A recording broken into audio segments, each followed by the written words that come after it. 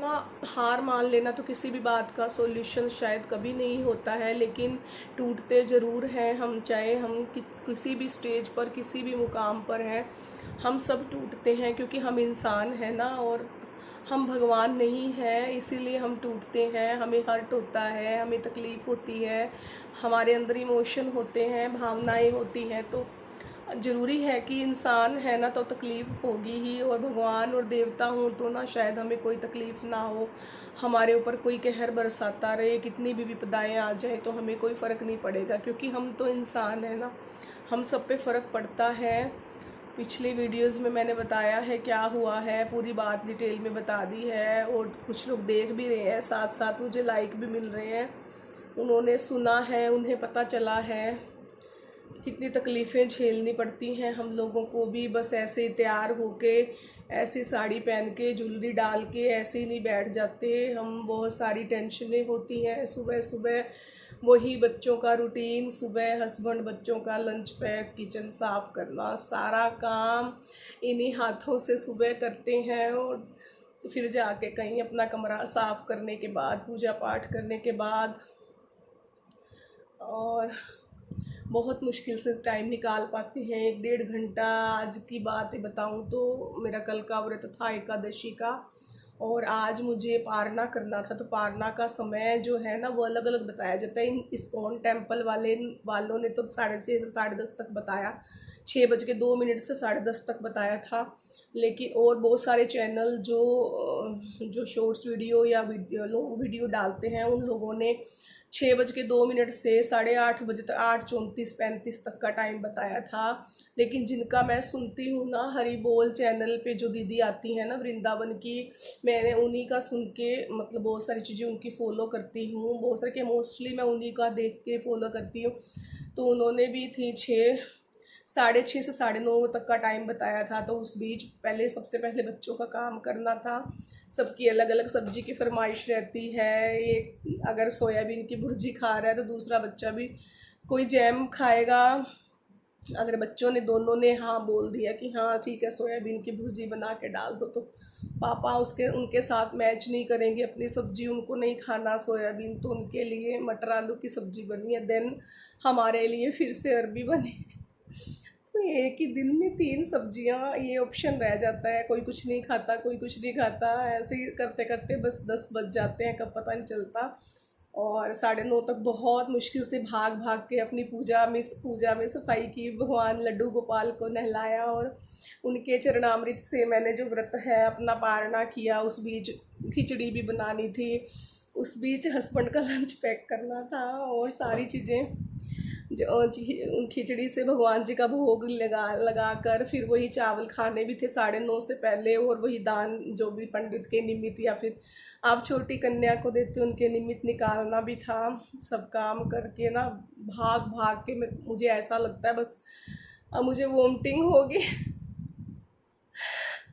मुझे लगता है ऐसा मेरा ब्लड प्रेशर बढ़ जाता है। सुबह सुबह बहुत टेंशन होती है, बहुत टेंशन होती है, और सब लोग जब चले जाते हैं ना तो ऐसा लगता है बस राहत की सांस मिली है। लेकिन अब 2 घंटे, मुश्किल से 2 घंटे टोटल मिलते हैं, उस बीच शॉप का खाना भी पैक करना होता है, सारी चीज़ें देखते हैं। उसके बाद फिर कोई आ गया घर में, उनके साथ उन्होंने आधा घंटा मेरा वेस्ट करवा दिया, और उसके बाद फिर बच्चे का फ़ोन आ गया, मम्मा मेरी पैंट फट गई है, स्कूल में खेलते हुए, पैसे सेंड करो। वो बार कोड स्कैन नहीं हो रहा था गैलरी से, बहुत परेशानी हुई मुझे। इसके पापा को कॉल किया, करते करते ना मुझे 1:45 का टाइम हो गया, बड़ा मुश्किल से उसको पेमेंट कर पाई। वहाँ से वो दूसरी पैंट पहन के घर आया है। मैं उसको हंस रही थी, मैंने कहा घर ही तो आना है, घर में 3-4 पैंट और रखी हैं, तो तुम जैसे तैसे ऑटो में बैठ के आ जाओ, अपने पत्तों से अपने आप को लपेट लो।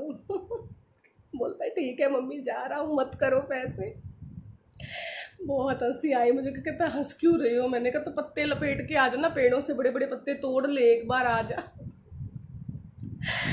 मुझे भी हंसी आ रही थी। बड़ी मुश्किल से 1:45 के बाद मैंने अपने वीडियो जो शॉर्ट वीडियो बनाने शुरू किए। उससे पहले तो मैं कल वाले, मुझे लगा था मैं आज कर ही नहीं पाऊँगी, कल वाले वीडियो ही अपलोड कर रही थी, 2-3 किए, उसके बाद फिर बना पाई हूँ। अभी आने वाले हैं, बस आते ही बहुत गर्मी है बाहर, जल्दी से कुछ ठंडा पिला दो, जल्दी कुछ ठंडा दो, जल्दी कुछ चाय बना। किसी को चाय पीनी होती है, किसी को कॉफ़ी पीनी होती है, किसी को ठंडा पीना होता है, उनको बस यही सब में उलझ के रह जाते हैं पूरा दिन रात। शाम को भी फिर वही नाटक रहता है इनका सब्जियों का। और उसके बाद हाँ, दाल चावल एक ऐसा ऑप्शन है जो सभी खा लेते हैं, सबका। वो रोज़ रोज़ मैं नहीं चाहती कि चावल खाएं, इतना रोटी बना देती हूँ उनको।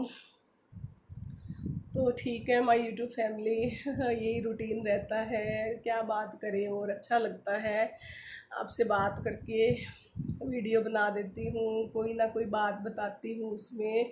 जो मेरे पिछले 4-5 दिन से जो मेरी हालत हो रही है ना, बहुत टेंशन में गुजरा है। एक तरह से उम्मीद और सपना टूट गया है, पर अब उसी को रोती रहूँगी ना तो कोई मेरे वीडियो ही नहीं देखेगा। कि इस वीडियो में हम तो हंसने के लिए, खुश होने के लिए यूट्यूब देखते हैं। अगर रोना रोना रोज़ दिखाएंगे ना, अपना दर्द दिखाएंगे, तो कोई भी हमारी बात नहीं सुनेगा। क्योंकि सबको ना स्ट्रेस रहता है, सब इंजॉय चाहते हैं, खुश रहना चाहते हैं, झूठा खुश होते हैं चाहे सच्चा खुश होते हैं, होना चाहते हैं। बस सब एक दूसरे में अपनी खुशी ढूंढ लेते हैं। ऐसे हम लोग हैं, ऐसे आप लोग हो, तो ऐसे जीवन चलता रहेगा। और यहाँ पे तो कोई भी स्थायी रूप से नहीं रहेगा। कल मैं स्वामी विवेकानंद की बुक पढ़ रही थी ना, तो उसमें बहुत सारी चीज़ें, इतनी गहराई मेरे हस्बैंड ने मंगवाई थी ऑनलाइन, लेकिन उनके ना ऊपर से ही जाएंगी मुझे लगता है। क्योंकि वो तो साइंस के हैं, तो साहित्य लिखना, पढ़ना,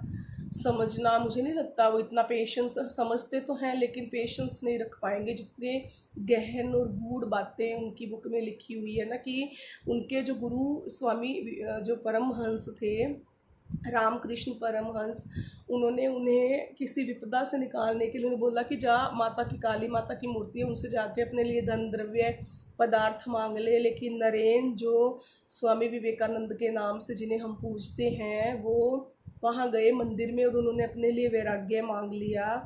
लेकिन बार बार उन्हें भेजा गया, उन्होंने अपने लिए वैराग्य मांग लिया। तो स्वामी रामकृष्ण परमहंस समझ गए, उन्होंने कहा कि तेरा जो जन्म है ना, इस सांसारिक सुखों के लिए हुआ ही नहीं है नरेन, तुम तो दूसरों को सुखी करने आए हो।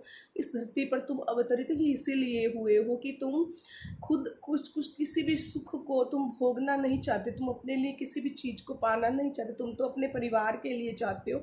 तो सब अपने लिए अभी वैराग्य मांगोगे तो ये स्वार्थ होगा। पहले अपने परिवार के पालन का सारा काम पूरा करो, निवास की व्यवस्था करो उनके लिए। उनके पापा एक्सपायर हो गए थे। तो इस तरह की बातें ना मैं बुक्स में पढ़ती रहती हूँ, तो मुझे बहुत अच्छा लगा। कितनी छोटी उम्र थी ना उनकी उस समय, जब उनके घर वाले उनको शादी के लिए प्रेशराइज कर रहे थे। लेकिन नरेंद्र ने मना कर दिया, स्वामी विवेकानंद ने, कि मेरा लक्ष्य ही सत्य की खोज है, भारत के लिए, इस धर्म देश के लिए। मैं जो इसका पुराना खोया हुआ जो इसका रूप है, इसे वो लौटाना चाहता हूँ। तो इस धर्म देश के धर्म गुरु जो है, जगत गुरु जो है, इस देश के लिए उस सत्य की खोज करने मैं इस धरती पर आया हूँ, यही मेरा लक्ष्य है। मैं शादी करके अपना परिवार नहीं बसा सकता। तो इसी तरह उन्होंने किया। वे कन्याकुमारी तक गए, जहाँ पे 2 शिला खंड बताए जाते हैं, जहाँ पर माता ने भगवान शिव को पाने के लिए वहाँ पे उस शिलाखंड में, उस प्रस्तर पर, पत्थर पर बैठकर माता ने जो उपासना की थी भगवान भोलेनाथ के लिए, उसी शिलाखंड के ऊपर बैठकर जब उन्हें लगा कि पानी का बहाव है, उन्होंने वहाँ समुद्र में छलांग लगा दी और उसी पत्थर पर जाकर बैठ गए। तो उन्हें ऐसा प्रतीत हो रहा था कि प्रकाश मेरी तरफ आ रहा है और अणु है, छोटे छोटे अणुओं के रूप में मैं भी उसी में बहता जा रहा हूँ, पूरा संसार उसी में विलीन। और कहने का मतलब, एक जो गौतम बुद्ध ने कैवल्य की प्राप्ति की थी, उसी तरह विवेकानंद को भी उस ज्ञान की, सत्य की खोज हुई। उन्हें पता चल गया था कि भारत का दोबारा जो पुनरुद्धार करने के लिए क्या चीज़ की आवश्यकता है। तो ये एक शॉर्ट सा मतलब उदाहरण है। जो कल मैंने बहुत सारी गहन बातें पढ़ी नरेंद्र के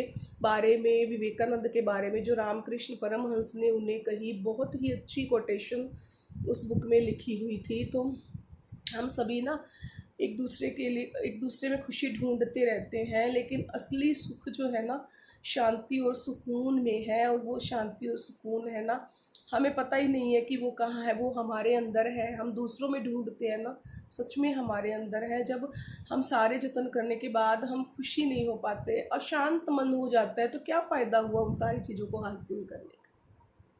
लोग लव मैरिज करते हैं, प्रेम करते हैं, क्या उसमें सुख होता है? थोड़े दिन के लिए होता है। फिर देखते हैं विचारधारा नहीं मिलती, कोई किसी की बात नहीं मानता, जिम्मेदारियां बढ़ती हैं, उसके बाद उनका संबंध टूट जाता है, अशांत हो जाता है मन, फिर किसी और के साथ वो जुड़ते हैं, उससे ब्रेकअप हो जाता है, फिर दूसरे से जुड़ते हैं।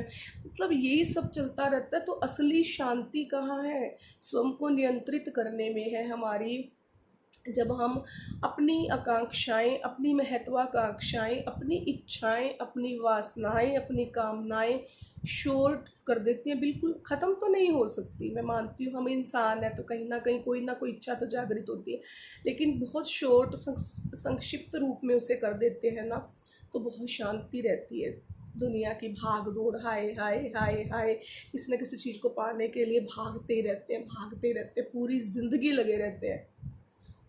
अपना घर होना चाहिए, गाड़ी होनी चाहिए, बहुत सारी चीज़ें, ज्वेलरी होनी चाहिए, अच्छा होना चाहिए सब कुछ, लेकिन उसमें भी हमें ना शांति नहीं मिलती है। आप करके देखिएगा, जब हम अपने आप पर अंकुश लगा लेते हैं ना, बहुत लिमिट में कर देते हैं अपनी चीज़ों की, अपनी इच्छाओं को, तभी हम शांत रह सकते हैं। अगर दुनिया की तरह चलते रहेंगे ना कि हर रोज़ ही फैशन का कपड़ा चाहिए, हर रोज़ ही फैशन की चीज़ चाहिए, आज मैंने ज्वेलरी बनवाई है, कड़े बनवाए हैं, तो कल नया डिज़ाइन आ गया, मुझे ये तोड़ के दूसरा बनाना है।